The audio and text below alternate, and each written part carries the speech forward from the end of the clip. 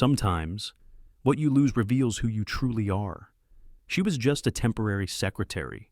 He was the CEO everyone feared and no one really knew.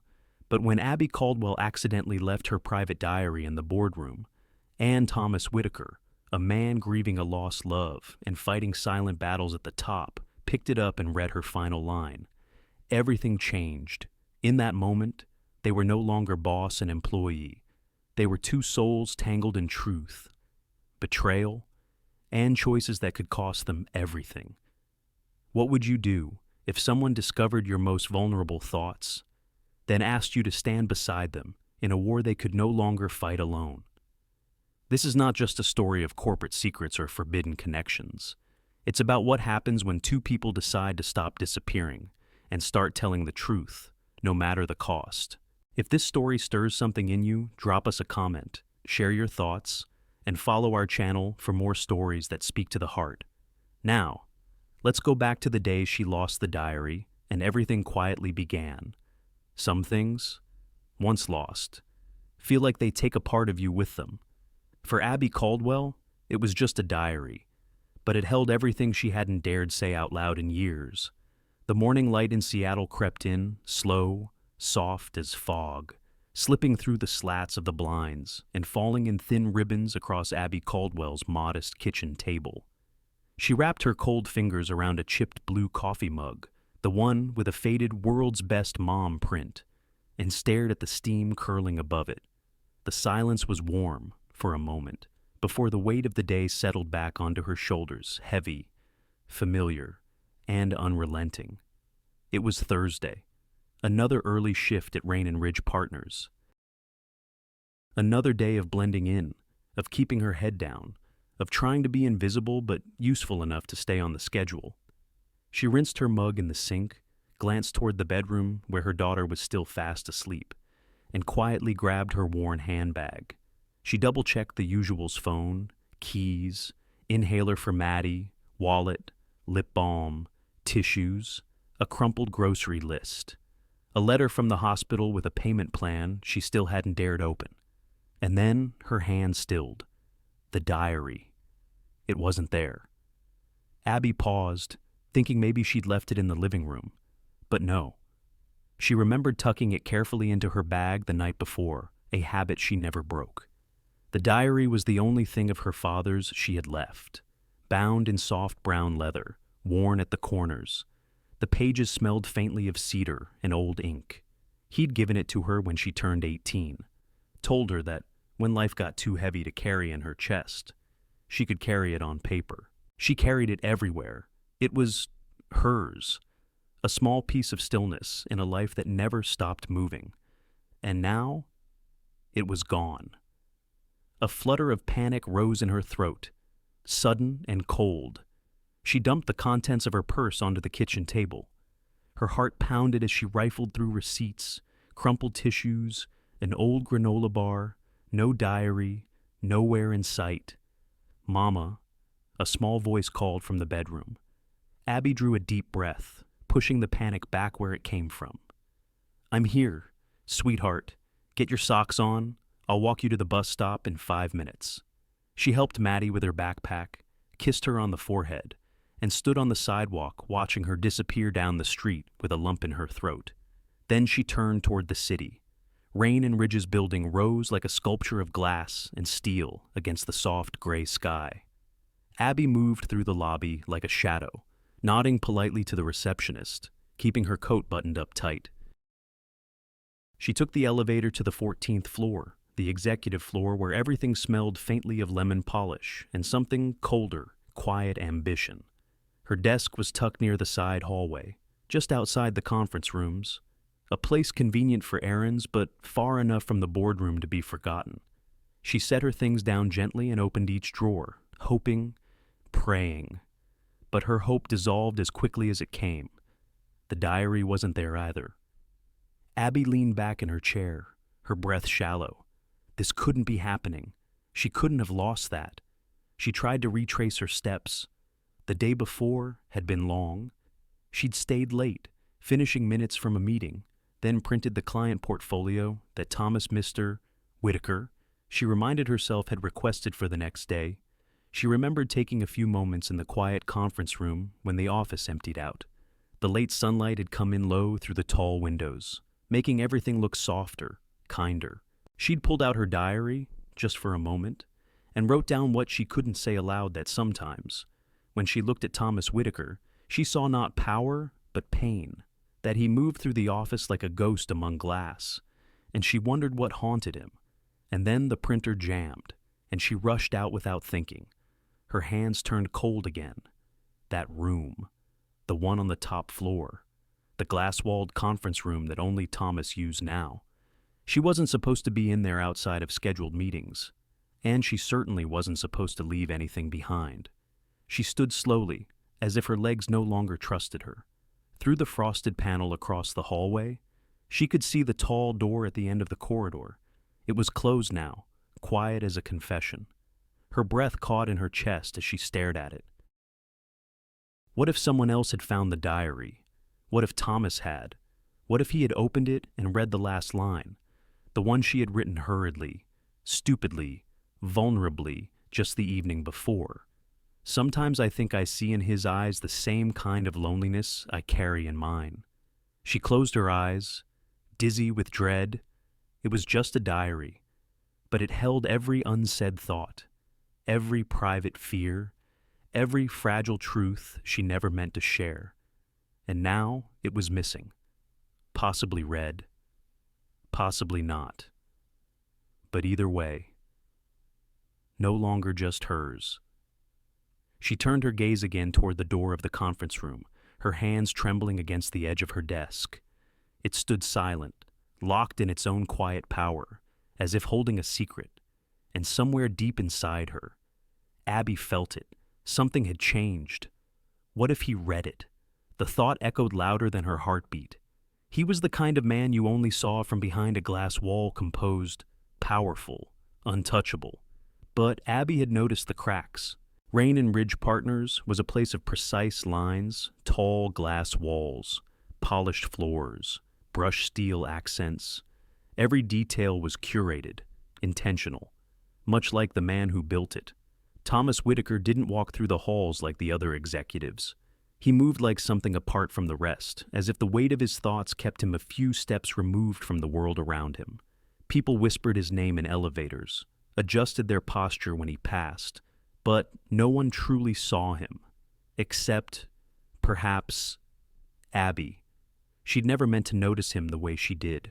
It happened slowly, over months in between coffee runs and copy jobs, behind quiet glances through half-closed doors. Thomas Whitaker, 44, gained his first million by 30, lost his wife by 39, built an empire not with charm, but with clarity. People said he was cold, controlled, untouchable. But Abby had seen something else. It was in the way he looked at the city skyline during late hours, long after everyone else had gone. How his fingers sometimes lingered on the edge of his wedding band, which he no longer wore but still kept in his desk drawer. How he paused, just a second longer, when passing the framed photo of a woman with auburn hair and soft eyes that sat on the corner of his shelf. That was his wife. She had passed from cancer, someone once whispered to Abby, quietly, dignified. He hadn't spoken about her since. He rarely spoke at all, unless the words served a purpose. But Abby believed in the language of small things, and Thomas Whitaker spoke that language better than most, even if he didn't know it. She remembered, months ago, when her shoe had broken near the back staircase. She had crouched down, flustered, fumbling with a paperclip to keep the strap together. He had passed without a word. But 15 minutes later, a new pair of flat black shoes had been quietly left by her desk. No note, no receipt, just her size and silence. That's the kind of man he was, kindness buried beneath steel. And now, that man might have read the last page of her diary. The thought made Abby's chest tighten as she sat at her desk, pretending to type, though her fingers hovered above the keys without movement. The memory of that sentence burned behind her eyes, the one she wrote the night before, when she'd let her guard down, when she'd written not about reports or worries, but about him. Sometimes I think I see in his eyes the same kind of loneliness I carry in mine. What had possessed her to write that, and worse, to leave it behind? She looked up toward the frosted glass wall that separated her hallway from the conference suite above. His office, more of a private wing, really was there. No one went in without invitation, not even senior partners. Her cheeks burned, not from guilt, exactly, but from the intimacy of being exposed, of being seen, when she hadn't given permission. What would he think of her now? A silly woman with too much imagination, a liability, a risk, or worse, would he see the truth in her words? Abby swallowed hard, her eyes still locked on the quiet hallway. Then, footsteps, slow, deliberate. She heard her name, not loudly, just enough. Miss Caldwell. Mr. Whitaker would like to see you. It was Denise, his longtime assistant.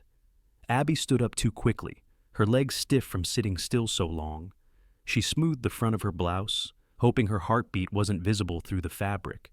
The hallway to the top floor felt longer than usual. The walls echoed the click of her shoes, too loud in the quiet. When she reached the final door, it opened without a sound.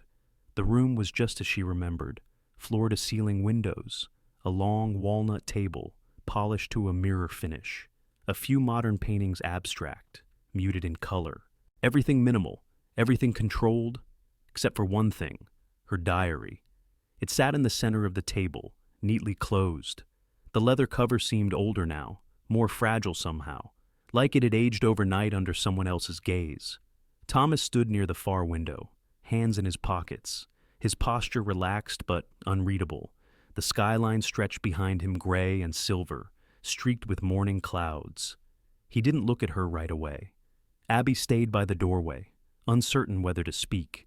Finally, he turned. His expression revealed nothing, neither warm nor cold, just steady. He gestured, lightly, toward the table. She took a tentative step forward. Her eyes flicked to the diary, then back to him. The silence was unbearable, not sharp, not cruel, just full.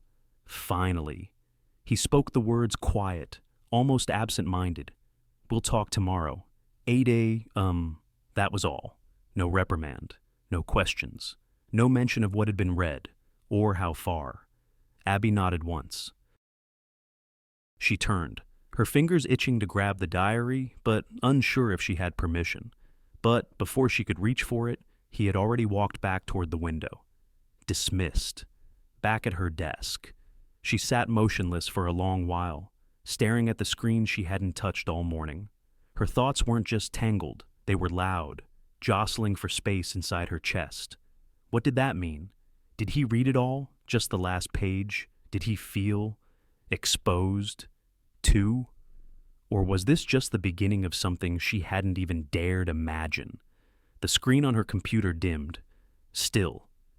Abby sat there, eyes unfocused, hands still trembling, and in her mind, over and over, she replayed the only words he'd given her. "We'll talk tomorrow." 8, Some conversations don't begin with words. They start with silences. Long, loaded, and trembling with things unsaid. The next morning, Seattle was cloaked in fog so thick it softened even the sharpest edges of the skyline. Streetlights still blinked in the early light, casting long amber reflections on the wet pavement. Abby Caldwell stood in front of the building entrance 5 minutes before 8, her breath rising in faint clouds, her hands buried deep in her coat pockets. Inside, the lobby was nearly empty, save for the soft hum of the heater and the muted clicks of a receptionist's keyboard. The quiet felt reverent, like walking into a chapel before a service begins. She rode the elevator up alone. No music, just the soft whir of the mechanism and the echo of her heartbeat. When the doors opened to the executive floor, she paused for a breath before stepping out. The hallway was still. The same framed art, the same scent of wood polish, and something cooler beneath it, steel and silence. But something felt different, as if the air itself was waiting. She walked toward the familiar room at the end. The door was ajar this time, not closed tight like before. He was expecting her. When she entered, she was startled to find Thomas not behind his desk, but seated in one of the soft gray chairs near the corner of the room, the seating area meant for guests, for conversation, not for business. He looked up when she stepped in, but didn't stand, just gestured lightly toward the chair across from him. "Morning," he said softly. She returned the greeting, her voice low, unsure. There was a carafe of coffee on the small table between them, 2 white porcelain cups. He poured her one without asking how she took it, and to her surprise, got it right. No sugar, just a splash of cream. Abby sat slowly, her knees barely grazing the edge of the chair. The silence that followed wasn't awkward, it was full, measured. She watched him quietly, how his thumb circled the rim of his cup, how his eyes stayed on the rain-blurred skyline beyond the glass for a long beat before turning back to her. "I read it," he said finally. No need to explain what. They both knew. She lowered her eyes, the heat creeping into her face. He noticed. "I wasn't looking for it," he added. "It was just there. Open. On the table." Abby nodded once, still no words. He leaned back slightly in his seat, exhaled a slow breath. "I read things people write about me all the time. Reports, articles, reviews. But none of them ever felt honest. Not like that." She looked up, surprised. "There was something in your words," he continued, "about loneliness, about me." It was unsettling, because it wasn't wrong. His voice didn't shake, but there was a softness to it that she hadn't heard before. Not in board meetings, not in hallways. It wasn't vulnerability exactly. It was clarity, stripped of performance. "I never meant for you to read it," she said. "Finally, I know." Silence again, but this time it felt less like a wall and more like a doorway. He took another sip, then set his cup down. "You wrote about that project, the shoreline acquisition?" Her eyebrows lifted slightly. "Yes, I've had doubts, too," he admitted. "But internally, it's complicated. There are people involved who wouldn't appreciate scrutiny." She hesitated. "So, you've been investigating?" He nodded, quietly, carefully. "But your note's what you observed. Even without access to full documents, it's remarkable. You see things most people overlook." There was a long pause, and then he said it. "I want you in the meeting this afternoon, with the internal ethics team." She blinked. "Me?" He nodded. "You don't have to speak. Just listen. Watch. Tell me afterward what you saw. You pick up on details, motives, nuances." Abby opened her mouth to protest. She was a temp, a secretary, someone who wasn't supposed to be in rooms like that. But then she met his eyes. He wasn't offering her a favor. He was offering her trust. "Why me?" she asked, softly. Thomas tilted his head. "Considering? Because you see what others miss." Her throat tightened. No one had ever said that to her before.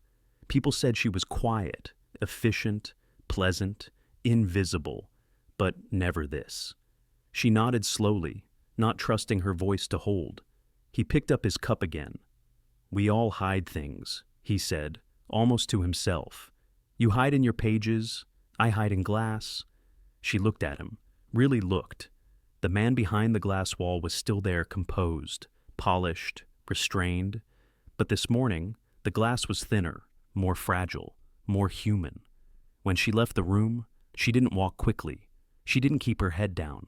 The hallway was still quiet, but inside her, something had shifted. This wasn't just a meeting invite. It wasn't just recognition. It was an opening, a crack in the armor of a man who'd built walls so high, no one dared look over. And somehow, in silence, she'd been handed the key.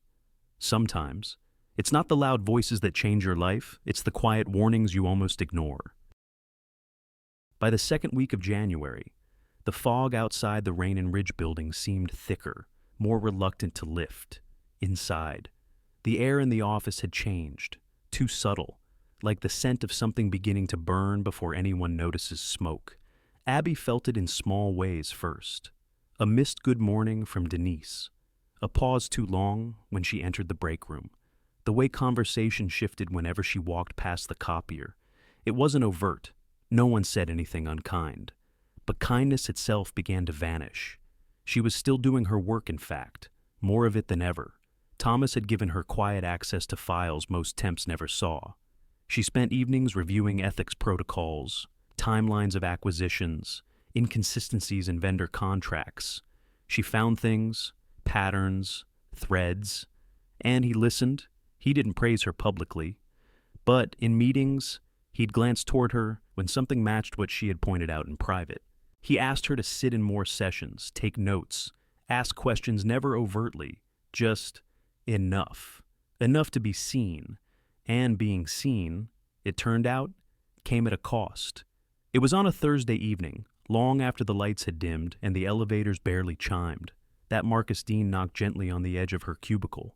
He had a kind face, mid-50s, pressed shirts, soft voice, the kind of person who remembered birthdays and knew which tea each assistant liked without asking.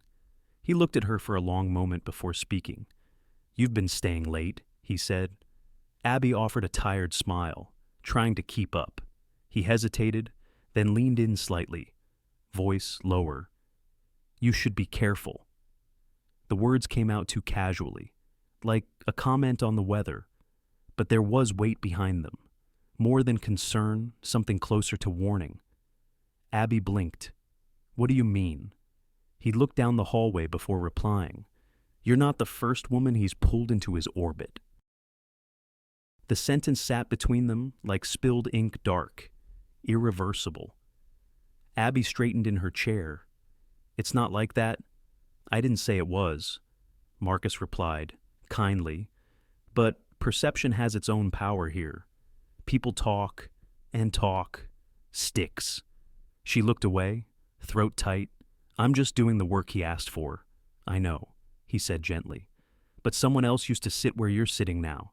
Sophia Langford, bright, quick, trusted." Abby's head turned sharply. What happened to her? Marcus gave a long, slow sigh. One day, she was everywhere. The next, she was gone, transferred out of state, high praise, big title, but she never came back. Where did she go? Texas? San Antonio office? Some new strategic division that no one ever heard from again? Abby felt her stomach turn. Marcus stepped back. "You're good, Abby. Just be careful what good makes you visible to." The next day was colder than usual. Even the building's heat couldn't quite chase away the chill that had settled into Abby's bones. She moved through her tasks mechanically, answering emails, updating files, taking notes during a morning call, but her thoughts kept drifting. Sophia. Had she written something, too? Had she dared to get close by mid-afternoon? A sealed envelope was left on her desk, cream-colored, heavy stock, her name in ink, neat, formal, impersonal. She opened it slowly, hands trembling just enough to make the paper rustle. Rain and Ridge Partners, Office of Leadership Operations, internal memo, confidential subject, strategic relocation offer, dear Ms.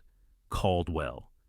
In recognition of your recent contributions and growing involvement in cross-departmental initiatives, we are pleased to extend an offer for strategic relocation to our San Antonio branch.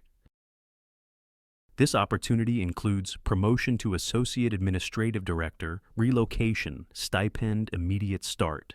With training to begin next week, we believe your skill set is a valuable match for our expansion goals in Texas. Please respond by Friday at 5 p.m. Sincerely, Victoria Hartman, Executive Advisor. Abby's eyes scanned the letter 3 times, but the words didn't change. Strategic relocation, Texas, immediate start. Her heart dropped like a stone in her chest. It was written as a reward, but every line read like a dismissal. There had been no prior conversation, no consultation, no explanation, just gone, like Sophia. She looked across the room toward Victoria's office, blinds drawn, still, silent, then toward Thomas's. The door was open, but he wasn't inside. Had he known, had he approved it, or had it been done without him behind his glass wall, while others moved pieces he couldn't see? Her fingers clenched the edge of the letter, creasing it. Was this a promotion, or was it exile dressed as advancement? When the office emptied out that evening, Abby sat at her desk, the envelope still unopened beside her, though she had read the letter again and again. She looked out at the city, lights blinking in the dark, rain streaking across the windows. And for the first time in weeks, she felt utterly alone. Not the quiet kind of aloneness she had grown used to, not the comforting solitude of writing or walking through misty streets. This was the other kind, the cold kind, the kind that made you question what was real and what had only felt real for a little while. Her eyes dropped to the bottom of the page, her own name printed neatly, like it had already been packed up and moved elsewhere. Abby Caldwell, San Antonio. She folded the letter slowly, precisely, and slipped it back into the envelope. Her hands rested on it for a moment longer. And in the stillness of that empty office, only one thought remained. Was it ever real? Doubt doesn't arrive with thunder.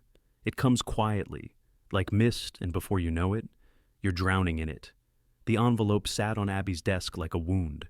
Its weight wasn't in the paper or ink, it was in what it implied. That her presence was temporary. That the doors she thought were opening might only have been revolving. She hadn't seen Thomas all morning. His office remained closed, the blinds drawn, no knocks, no messages, not even a glance in the hallway. She tried to work, she really did, but her hands kept trembling on the keyboard, her vision blurring between spreadsheet columns. Something inside her, something steady had started to crack. What had it all meant? The meetings, the trust, the quiet way he had looked at her across the room as if she mattered, were they anything more than strategy, a distraction, or worse, a pattern? She didn't want to believe it, but belief is a fragile thing when no one defends it. It was late afternoon when Victoria Hartman appeared. Abby hadn't heard her heels this time. They usually announced themselves a hallway before she arrived, but today, the advisor moved with something quieter, more precise. Victoria's expression was unreadable, as always, sculpted calm, with a glint of superiority tucked beneath. "Mind if I sit?" she asked, without waiting for permission. Abby gave a hesitant nod. Her hands folded themselves in her lap. Victoria sat, crossing one leg neatly over the other. Her tone was light, almost casual. "I received your transfer response. You haven't replied yet." Abby didn't speak.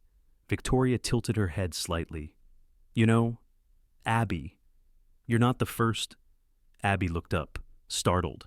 "You're not the first he's brought close." Victoria continued, smoothing an invisible wrinkle from her skirt. "You won't be the last. He has a type, quiet, observant, eager. Women who see his sadness and mistake it for substance." The words cut deeper than they should have. Maybe because Abby had thought the same things in the quiet of her own mind, but hearing them spoken aloud made them real. "Don't take it personally," Victoria added. "We all play our roles." Abby finally found her voice. "Are you saying he planned this?" Victoria smiled small, sharp. "I'm saying he's not new to the dance. But you're still learning the steps." She stood, brushing her coat sleeve. "Think about Texas. It's warmer there." And just like that, she was gone. The office felt colder after she left. Abby sat motionless for what felt like hours. Her mind filled with echoes, not memories, but questions. Had Thomas known about the letter? Had he asked Victoria to deliver it? Had any of this been real? The answer, if there was one, stayed silent. By 6 p.m., the office had emptied, desks dark, lights dimmed, the cleaning crew just beginning their quiet rituals. Abby stood slowly, gathered her things. She moved like someone walking through a dream, or maybe out of one. She didn't even realize she was heading to the elevator until the doors opened before her. Floor 15. Executive boardroom. She hadn't meant to press the button. Her hand had done it before her mind caught up. As she stepped out, voices stopped her, not loud, but close. Behind the half-open door of the glass conference room, Thomas's voice, and others. Abby froze, her back against the wall, breath shallow. We can't afford this kind of exposure again. A man said sharp, clipped, "She's not a liability." Thomas replied. His voice was low, firm. "She's already becoming one. First Sophia, now Abby. Do you see the pattern?" A pause. "She's different," Thomas said. Another voice. "You're too close. You always get too close. If you want to keep your position, this gets cleaned up, quietly." Silence followed, then footsteps. Abby stepped back into the shadow of the hallway, heart pounding in her throat. She didn't wait to hear more. She left the building like a ghost. The winter air slapped her face the moment she stepped outside. Rain threatened in the sky, low and gray, but hadn't yet fallen. Cars hissed by. A dog barked in the distance. She walked without direction, the cold biting through her coat, the words replaying over and over. If you want to keep your position, this gets cleaned up. Had it ever been about her work, or had she been collateral?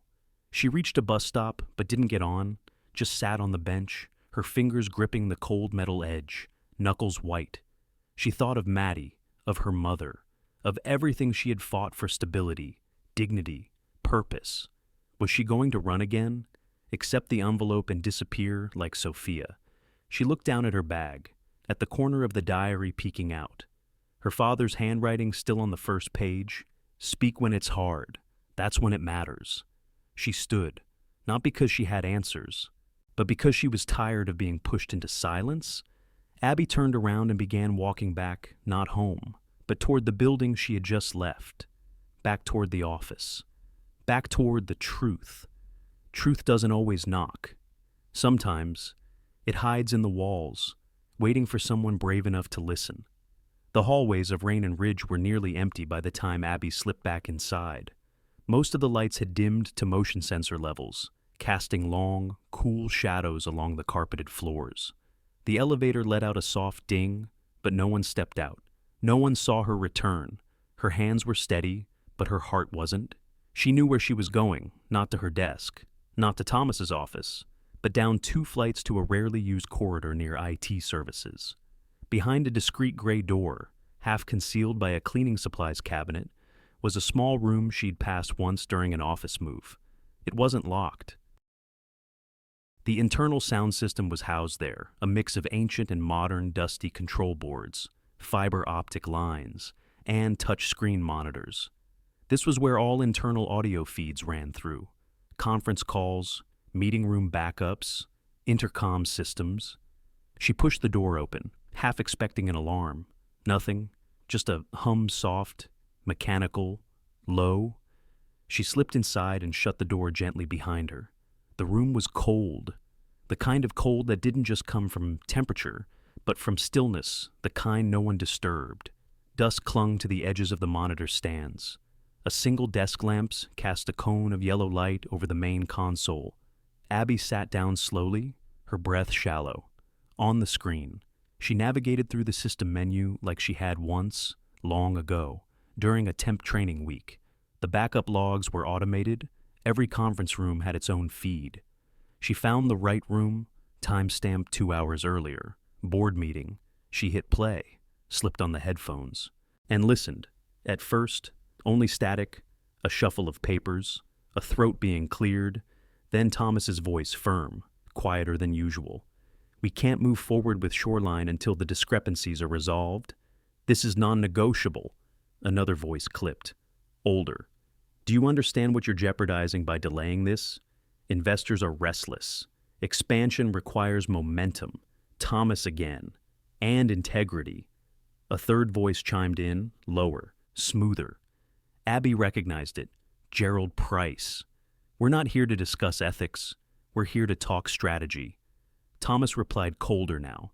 Strategy that conceals financial misrepresentation isn't strategy, it's fraud. There was a pause, long, heavy. Then the voice she dreaded, Victoria. If you continue this line of resistance, Thomas, the board will take action. We've already had inquiries from external parties interested in leadership alternatives. Abby's hands tightened on the edge of the desk. Another voice, unidentified. Let's not pretend this hasn't happened before. Whitaker's emotional entanglements are well documented. First Sophia, now Abby. She has nothing to do with this, Thomas snapped, but the silence that followed was worse than any denial. Gerald again, quieter this time. You were warned, Thomas. You had your chance to play along. Now we're moving forward, with or without you. Click. The audio ended. Abby sat frozen. The room around her felt impossibly still. The only sound was the soft whir of the ceiling vent and the sharp thudding of her own heartbeat. It was real, everything she feared, every whisper, every shift in tone. They were not just imagining things, they were orchestrating them. She reached into her coat pocket and pulled out a small USB stick, one she kept for backup resumes, emergency files. Her fingers shook slightly as she saved the audio file. Boardroom, confidential, WAV. She watched the transfer bar move slowly across the screen. At 100%, she exhaled as if she hadn't taken a full breath since entering the room. She pulled the USB free, slipped off the headphones, and stood. And that's when she turned and saw him. Marcus stood in the doorway, quiet as a statue. Abby's eyes widened. He looked not surprised, not angry, just sad. His eyes dropped to the USB in her hand. There was a silence between them, thick, filled with the weight of things neither wanted to say aloud. Marcus spoke first, his voice low, but clear. Do you even know who you're protecting? Abby didn't answer right away. The question echoed in her mind. Thomas Whitaker, the man who gave her chances, the man who kept things from her, the man who might be fighting for truth or just protecting his power. She looked at Marcus, and though her voice stayed still, her eyes carried her answer. I know enough, she said quietly, and I know I can't let this stay hidden. Marcus nodded slowly. Not an agreement, but an acknowledgement. As if he knew what it meant, what it could cost. He stepped aside, letting her pass. Abby walked down the hallway, USB clenched in her fist like a compass. She didn't know what the next step was, but she knew this. She was no longer running, and the truth was no longer silent. Some truths don't come through words spoken, they arrive in words written, long ago, and hidden away until the right eyes find them. It was just past midnight when Abby reached her apartment.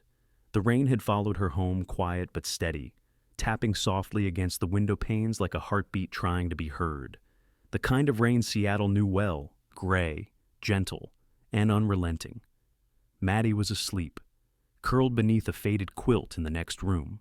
The low hum of her white noise machine buzzed faintly through the cracked door. Abby's mother had gone to bed early too, her breathing steady from down the hallway. Abby moved through the apartment in silence. She didn't turn on the overhead lights, just the small lamp on the kitchen counter, casting a golden circle over the worn tile and stacks of mail. She placed her bag down, took off her coat, sat at the table, and there it was, a small, pale envelope with her name in clean, deliberate handwriting, no postage, no return address, just her name. She'd found it a few days earlier in her inbox, wedged between reports, contracts, and unread requests. There'd been no note, no explanation, only the initials T, W, penciled faintly on the back flap. At the time, she hadn't had the courage to open it, but now, after everything she needed to know, her hands moved slowly, carefully, as if the paper itself might shatter. She slit the envelope open with a butter knife and pulled out a single folded page and paused. The handwriting was not Thomas's. Abby, if you're reading this, it means you've been pulled into the same undertow I once was. I'm sorry. Truly. But I also believe you're stronger than I was, that you might finish what I couldn't. My name is Sophia Langford. I'm not who they said I was. Not the whisper, not the scandal, not the fool who fell for a man above her station. Thomas was never my lover. He was my ally, my comrade in something we never dared speak of aloud, the truth. Abby's fingers tightened on the page. Years ago, I discovered discrepancies in the shoreline expansion, irregular numbers, hidden funds. At first, I brought it to Gerald, thinking it was an error. But then, I saw the pattern. It wasn't just financial, it was systemic. Thomas believed me. He asked me to gather evidence, quietly, carefully, but we didn't move fast enough. Someone tipped them off. I was offered a promotion to Texas, same as you, a reward. Really, it was exile. My silence bought with a title. I took it, but I left behind every document I could, buried it deep, hoping someone else would dig. If you're reading this, you must be that someone. They'll try to turn you into a shadow, tell you it's protection, tell you it's strategy. Don't believe them. Don't go quietly. Thomas is not perfect, but he's still fighting. Maybe this time, he won't have to fight alone. Don't disappear. Abby, stay loud. Sophia. The room went silent, not from sound, but from breath, the way a moment empties itself out to make room for something heavier. Abby read the letter again, and again. Each sentence unfolded like a long sealed truth, preserved in ink and time. So much made sense now.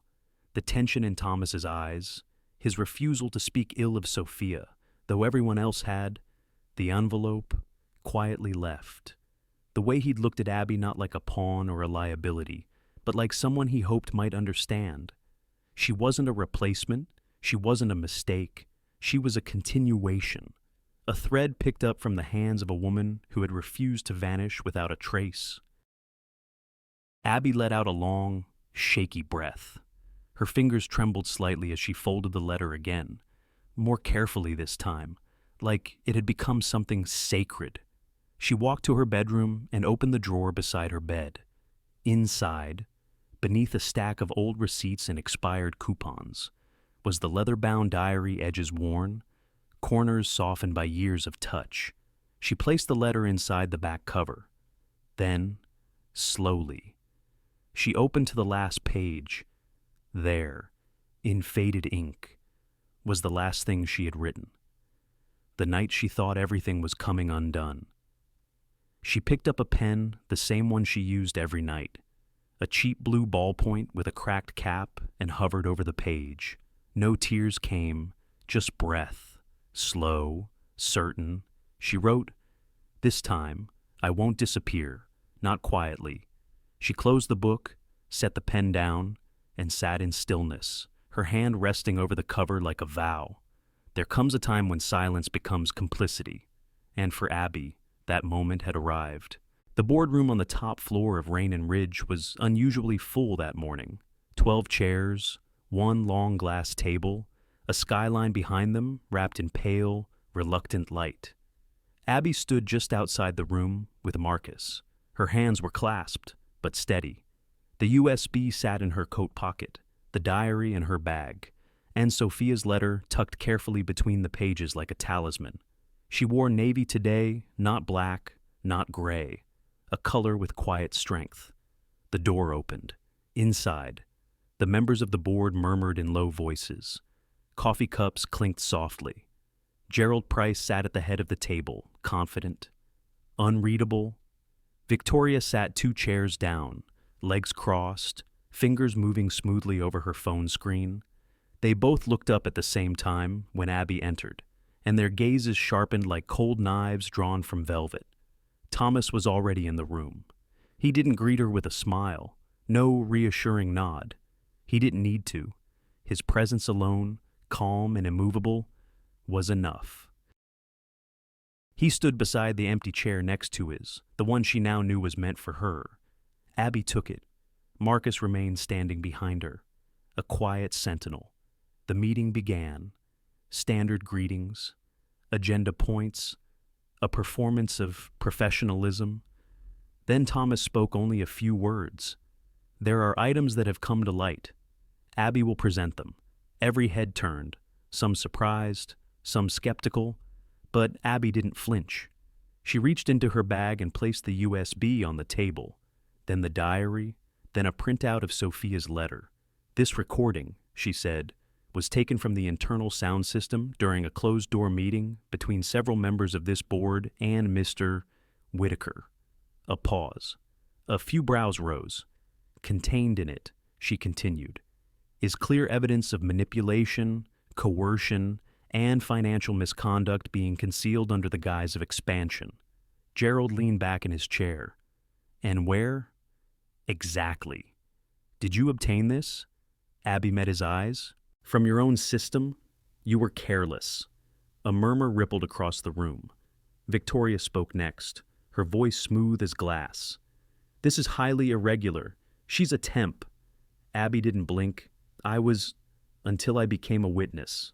She passed copies of transcripts, financial reports with circled discrepancies, Sophia's letter, now public for the first time, page by page. Truth was laid bare like threads unspooled from a long-hidden loom. No one spoke. The room grew colder as each detail cut deeper. The paper rustled like dry leaves in a dead forest. A cough, a shifting of chairs. Abby stood to finish. You tried to erase us, she said, her voice low but unwavering. You buried Sophia. You tried to exile me. But here we are.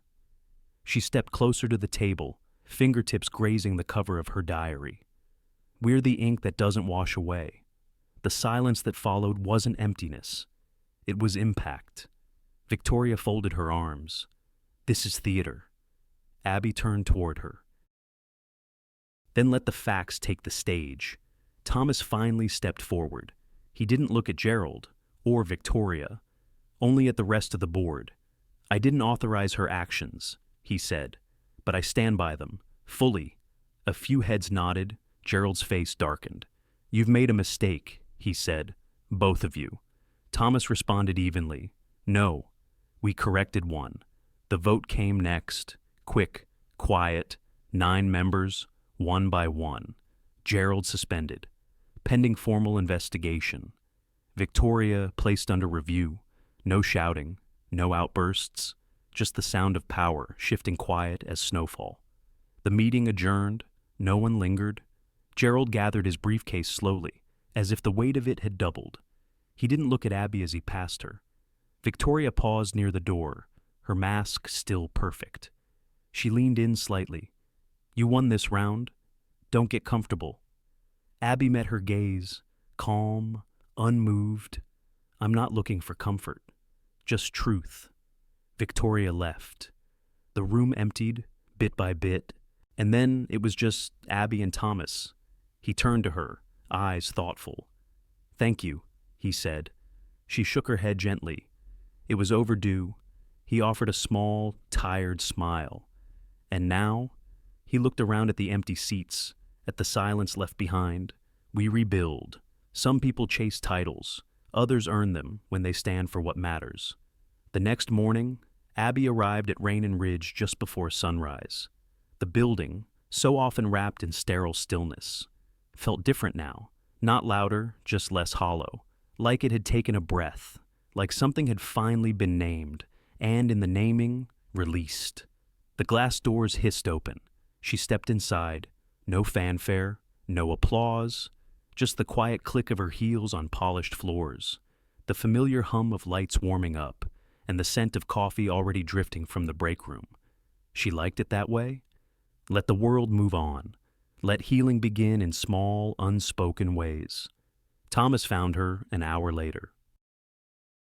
He knocked gently on the doorframe of the small corner room she'd taken over. Not quite an office, not quite a workspace, just a desk, a chair, a window, and shelves that had begun to fill with case notes, compliance forms, and 3 potted plants she refused to name.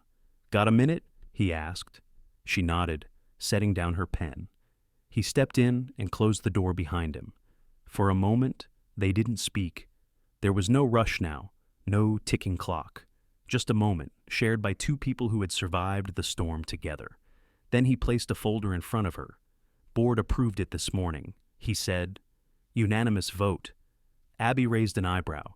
He tapped the front label. Director of Cultural and Ethical Integrity, Abigail Caldwell. She stared at it, not with excitement, not with pride, but with the quiet gravity of someone who knew what it had cost. I didn't ask for this, she said softly. I know, Thomas replied. That's why it's yours. She didn't answer right away. Her fingers brushed the edge of the folder. Her reflection blinked back at her from the glass-framed diploma someone had hung on the wall. Her name, etched now in a new space. But what mattered more was that it had come not from ambition, but from alignment between her heart and her actions. I'm not a fixer, she murmured. I'm just someone who saw too much to stay quiet. Thomas's voice was steady. Sometimes, that's exactly who needs to lead. Later that day, Marcus stopped by with a smile and a brown paper bag. Cranberry muffins, he said. Your favorite, right? She chuckled. How do you even know that I pay attention? He winked. Congratulations, Director. Her laugh faded into a softer smile. Thank you, she said, and meant it not just for the muffins. Before leaving, Marcus hesitated in the doorway. You did good, Abby. You didn't just speak up, you stayed. She nodded slowly. For the first time, I wanted to. That afternoon, her inbox chimed. One unread message, subject, from one who didn't disappear. Sender Sophia Langford. Location Boston Consulting Group, Independent Ethics Division. Abby opened it. Abby, heard the news. I'm not surprised, just deeply proud. You turned what broke you into something that built others. That's rare. When you're ready, there's a community of us, the ones who didn't go quietly. I hope someday you'll join us. But for now, breathe. You've earned that much? Sss. Abby smiled slow, real. She closed the email and let herself sit in silence for a long while, watching the afternoon sun move across the carpet like time itself softening. It was nearing sunset when Thomas appeared again. This time, he didn't knock. He simply stepped inside, holding something small in his hand. Her pen, the one she'd left in the boardroom by accident. I believe this belongs to you. She took it, amused. You could have emailed. He didn't smile, not quite. Just looked at her in that way he always had, as though he were still searching for the words that never quite found him in time. Then, after a pause, he said quietly, I no longer want to lead without you beside me in the company. And in life, the air between them shifted, not heavier, just fuller. Abby didn't answer right away. She stood, slipped on her coat, picked up the folder with her new title and placed it back in the drawer, then turned to him. Let's start with a walk, she said gently. Just the two of us. And together, without ceremony, they stepped out not into certainty, but into something better, beginning again. But this time, not alone.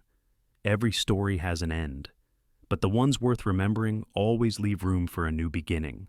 Spring had returned to Seattle not loudly, but gently, like someone easing into a room they have been away from too long.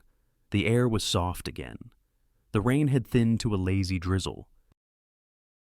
Trees along the street stretched green fingers toward the sky, and flowers bloomed in corners where no one had planted them, as if the earth itself had decided healing was long overdue. Abby sat on the small balcony of Thomas's townhouse, her legs tucked beneath her, a new journal resting on her knees. The leather was smooth and uncreased, untouched, but not for long. She uncapped her pen, took a deep breath, and began to write. 6 months ago, I lost a diary. I thought I'd lost a piece of myself with it. Maybe I had, but it turns out that's how most journeys begin, not with gaining, but with losing. Since then, I've learned to speak in rooms that once silenced me. I've learned that truth isn't always loud. Sometimes it arrives on paper, or in a voice you almost missed. And I've learned that the scariest part of being seen is also the most beautiful. The pen paused. A breeze rustled through the balcony plants, carrying the soft scent of lavender and damp stone. Somewhere below, a dog barked and a child laughed. Life was still happening messy, unpredictable, uninvited, and somehow, that was comforting. Abby looked up as the glass door behind her slid open. Thomas stepped out, holding 2 mugs. "Still like it?" Blackie asked. She smiled. "Always." He handed her the cup and sat beside her in the wooden chair that creaked like it had been waiting just for him. They didn't speak for a while. They didn't need to. The silence between them had changed. It was no longer filled with questions or things unsaid. It was simply shared space, quiet, warm, known. She glanced sideways. His hair was a little longer now. The lines around his eyes had softened. He still carried the weight of leadership, but it no longer looked like burden, more like something he had chosen and no longer carried alone. He caught her looking. What he asked, grinning slightly. She shook her head, smiling. "Nothing. Just glad you're here." He raised his mug slightly, a small toast. "Likewise." Back inside, the house was filled with signs of a new life, unfolding papers on the dining table, notepads full of future plans. A recipe book open to a page marked Maddie's favorite pancakes. An old photograph of Sophia and Abby at a conference in Boston, arms around each other, eyes bright with shared fire. Sophia had visited twice in the last few months. They'd laughed more than cried. They talked about ethics, yes, but also about shoes, bad coffee, and how not all goodbyes are permanent. Marcus, too, had found his rhythm again. He'd accepted a promotion, but still stopped by Abby's office every Friday with a new pastry and a joke that never quite landed. Abby's mother had stabilized her heart stronger, her voice steadier. And Maddie. She was thriving, drawing pictures of Mama's new job and asking endless questions about what integrity meant. Abby had tried to explain it once, fumbling through definitions. Maddie had simply said, "So it's like being kind," but with a backbone that felt right. Abby turned another page in her journal. Her handwriting had changed slightly over the years, softer, slower, as if the rush to prove something had given way to the desire to understand it instead. She wrote, "I used to think surviving meant disappearing less loudly. Now I know it means staying, and being seen, especially when it's hardest." She looked out over the city skyline, bathed now in golden light. Seattle in spring didn't shout, it whispered, and somehow, that was enough. Thomas shifted beside her. "You still writing that thing every day?" he asked. She nodded. "It keeps me honest." He took a sip of coffee, then set the mug down and leaned back. "You've changed the company," he said. She tilted her head. Maybe I just reminded it who it was supposed to be." He looked at her. Really looked, and for a long moment, neither of them moved. Then she closed the journal, ran her fingers over the cover, whispered, more to herself than him, "I lost a diary, but I found myself." He reached for her hand. She let him take it, and together, they sat as the sun dipped lower, the world exhaling into evening. Finally. Abby opened the journal to the very first page. In the top corner, she wrote, "To truth, to us." Then she smiled, not because the story was over, but because it was hers now. And somewhere in the quiet, a new page waited. Sometimes, the most powerful moments in life come not from grand gestures, but from quiet courage. This story reminds us that truth, no matter how small or hidden, has a way of rising. Abby never sought power, titles, or recognition. All she did was speak up, when staying silent would have been easier. And in doing so, she not only changed her life, but protected others along the way. It's a lesson for all of us. Even when you feel small, unheard, or unseen, your voice matters. Even when you're afraid, choosing what's right can leave a mark that doesn't fade. For anyone who's ever felt overlooked or underestimated, Abby's journey shows that strength isn't loud sometimes. It writes quietly in the margins and still finds its way to the center of the page. Because at the end of the day, living truthfully with integrity and grace is what gives our story meaning. And it's never too late to start a new page. Thank you for taking the time to walk through this story with us. If it touched your heart, even in a small way, we invite you to like, share, and subscribe to our channel. Your support helps us continue telling stories that heal, inspire, and remind us that we're never alone in what we feel. See you in the next story, where another quiet voice is waiting to be heard.